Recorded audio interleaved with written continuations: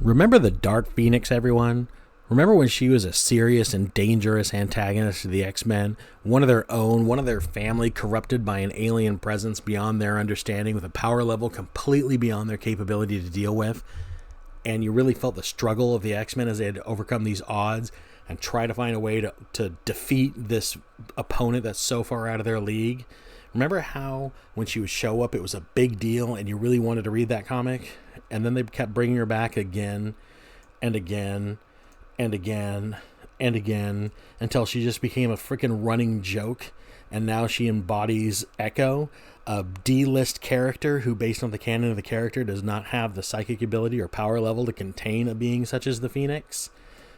The point is, they took a character that was once a dangerous antagonist, something to be taken seriously, and a major event of the X-Men when she would show up, and they made her so mundane and so common that she became like a normal day of the week to the X-Men. Oh, well, it's Tuesday, Phoenix, here we go.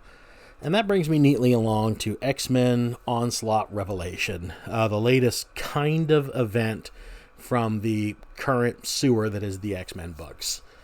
So, I'm going to talk about Onslaught and how it relates to the Phoenix a bit, but I have to warn, I'm going to be spoiling a bit of this book. So, if you haven't read it, you plan on it, you may want to skip this one until you've read it. I'll be here, I promise.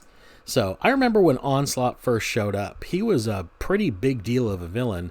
So, Xavier, in a final effort to take Magneto off the board once and for all, actually sucked his consciousness out of his brain and used his psychic ability to just basically make him a vegetable.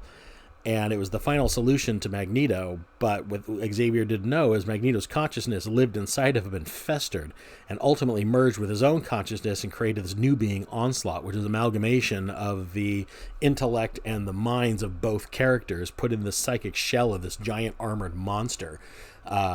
He was a threat to the X-Men. He was the final culmination of a storyline that they had been working on for many years. They've been setting up about a traitor in the X-Men who was revealed to be Xavier himself. And ultimately, it took the combined efforts of the X-Men, the Fantastic Four, and the Avengers to finally put this guy down at the cost, seemingly, of the Avengers and Fantastic Four's lives.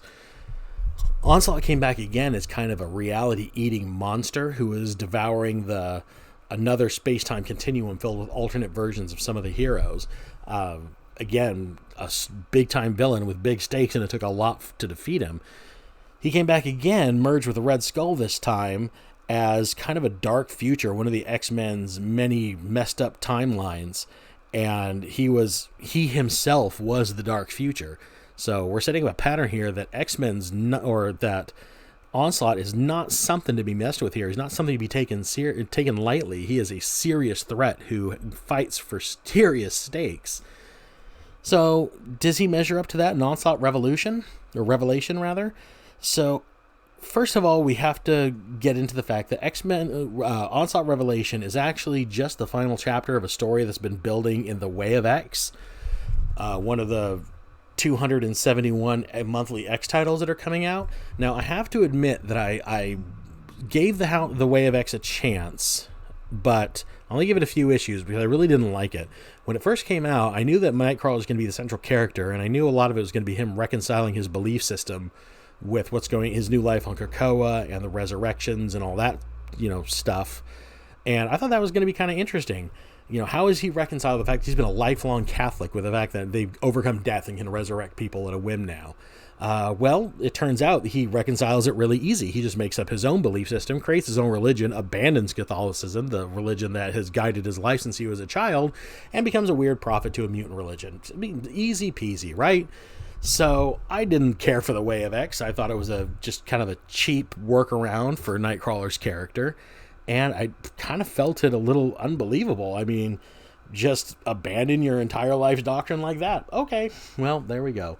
So in the Way of X, Nightcrawler's got kind of a flock of characters around him. He's got the two people that make up Zorn. Don't even ask me to explain their story. Legion, Xavier's son. That big bendy mutant is a character named Lost. Also, who's kind of joined him that are in the Onslaught story is Pixie, who's kind of a half fairy, half mutant X-Men character, kind of magic, kind of mutant, similar to what the Scarlet Witch used to be.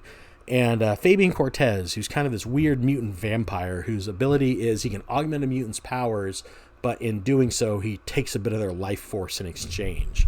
And that rounds out the main characters of this story that we're going to be dealing with. So, in the Way of X, Nightcrawler and his group discover that there is a flaw in the resurrection. There's something not right with it. Upon investigation, they find out that Onslaught is present. He's reconstituting himself by way of the mutant resurrections. He gets a little stronger every time the mutants do it. So we find out in the Way of in the Onslaught Revelation that Onslaught is doing that, or is able to do this because a sliver of Onslaught was inserted into Lost as kind of a Trojan horse by Orcus. Orcus, for those of you who aren't reading the X books regularly, is basically the Sentinel program now. They become Orcus because it's a cooler sounding name. Other than that, they're exactly the same. So, Onslaught has been slowly reconstituting himself through mutant resurrections. He's basically working Xavier and Magneto kind of like puppets to this point, which has not ever been brought up or even hinted at in any of the other books. So no foreshadowing, so no emotional payoff there since we didn't build it up at all. And he needs a big mass resurrection so that he can kind of finalize his reconstitution and become his big, powerful form. And so one of the things he's been able to do is become more powerful is he can influence people by putting ideas into their heads, kind of like Inception. And he's taken a group of mutants and he's planted this idea of this giant blowout party, and that death is just an experience to be had now, almost like it's a pleasure of life. And what they're going to do is they're going to have a giant party. They're going to eat. They're going to just be heathens for a couple of days. At the end of the party, they're going to die. And then they'll be resurrected. So, no biggie. But in that mass death and resurrection should be enough to reconstitute Onslaught fully. So that's the storyline we're dealing with. And it's really kind of trying to build up this Legion versus Onslaught fight, which there's already your first warning sign, because Legion, as powerful as he is not really a match for Onslaught, who's basically a god. So already I'm warned that the creative team behind this doesn't really get Onslaught, or at least doesn't get his power level. And the fact that Legion, again, I understand Legion is super, super powerful, but Onslaught's just on another level. So that's just the long and the short of it. Anyway, that's the kind of build-up they're trying to get. It's going to be this Onslaught versus Legion powerhouse, whereas Nightcrawler and his team, they just need to draw Onslaught out. They need to basically give Legion a target. So they try to go after Xavier in his little safe house that he's in, held up with Cerebro, where he's just kind of monitoring mutant death so he can just quickly resurrect and Onslaught can get more and more power. And they want to get to him so they can cut Onslaught off at the source, but he's being guarded by a controlled Magneto. And Pixie's able to get Magneto free of control with one of her little psychic dagger things, which have no metal, so Magneto couldn't affect them in any way. But unfortunately, Xavier's able to escape through a little hidey hatch that he had in his panic room, and he heads down towards the big mutant death party.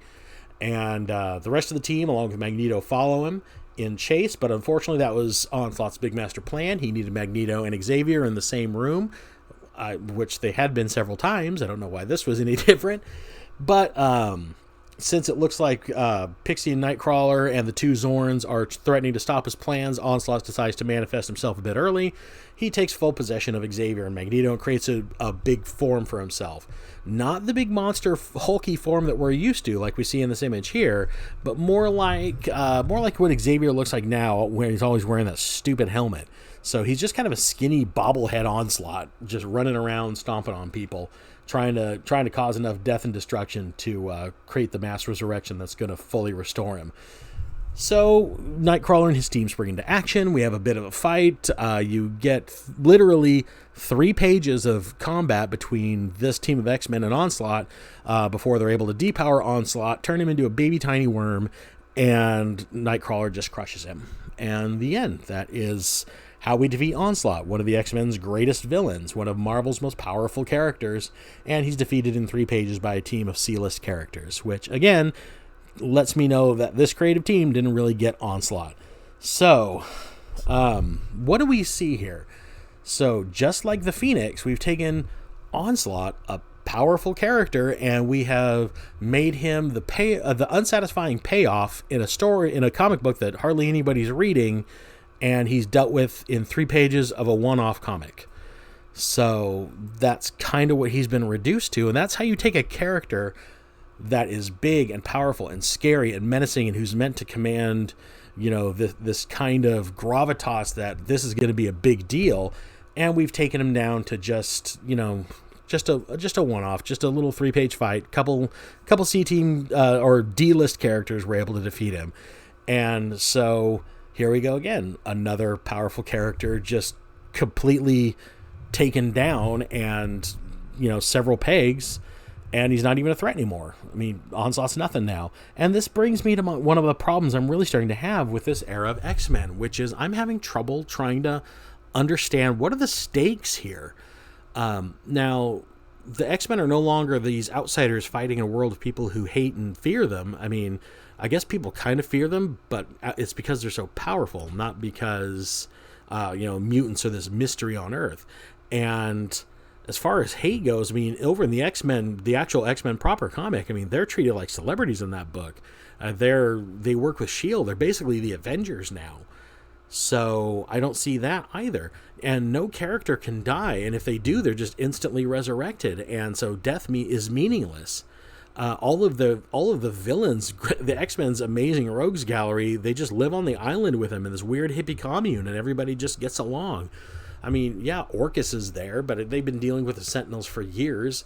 And I get that Hickman set up this storyline where there's this technological race against time, and if the humans get to the point where they can bring Nimrod online, that's the point of no return, and this future that Morgan McTaggart is trying to prevent is going to come to pass. But Nimrod's online, we're still going along, and even if that future still comes to pass, we know what Moira McTaggart's mutant power is now. Her power is the ability that she'll go back to the moment of her birth, resurrect herself with all the memories of her previous lives.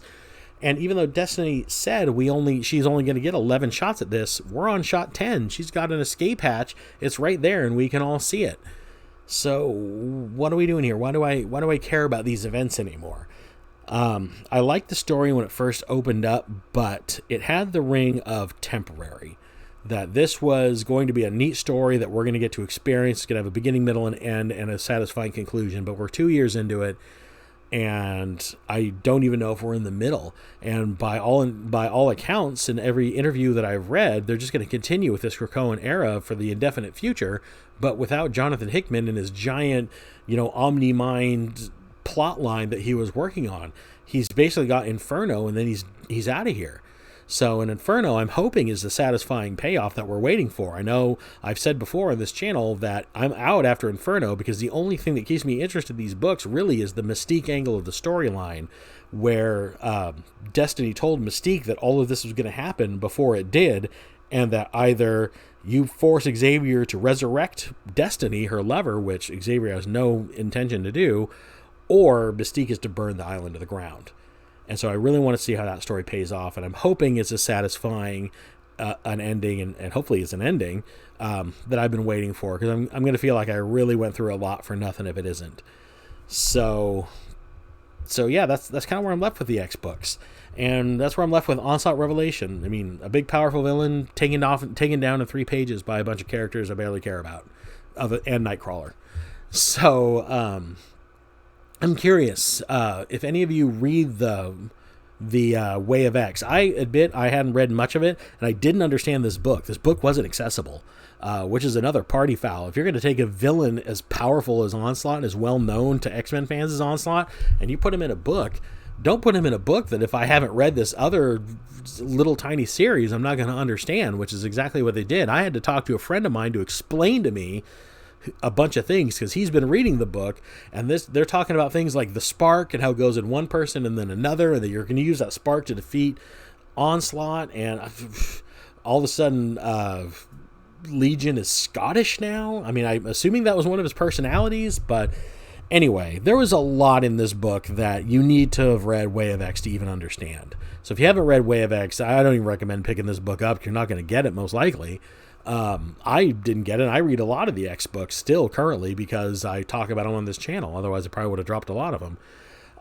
And also, biggest sin of all, they've taken a big villain and they've just made him, again, no big deal. So there we go. That's Onslaught Revelation. So let me know if you read it, what you thought. I really want to know if you were a fan of Way of X and read Onslaught Revelation. Is this a satisfying payoff to that storyline? Because that's basically what this is a payoff to the story they've been building over in that title. And if not, and if you read it and hadn't read House of X, did you get it? Or Way of X, did you understand this book? Because I didn't. I needed help. So that's not a good sign. Anyway, let me know in the comments below what you thought of that, or let me know if you even like Onslaught as a villain. I always thought he was cool, personally. I mean, the first time you see him, he beats the crap out of the Juggernaut. That's cool. That shows you that he's not a dude to be messed with. And now he can't even overcome, Fabian Cortez and Lost and a couple other weirdos. Yeah, so let me know in the comments below what you thought of this book.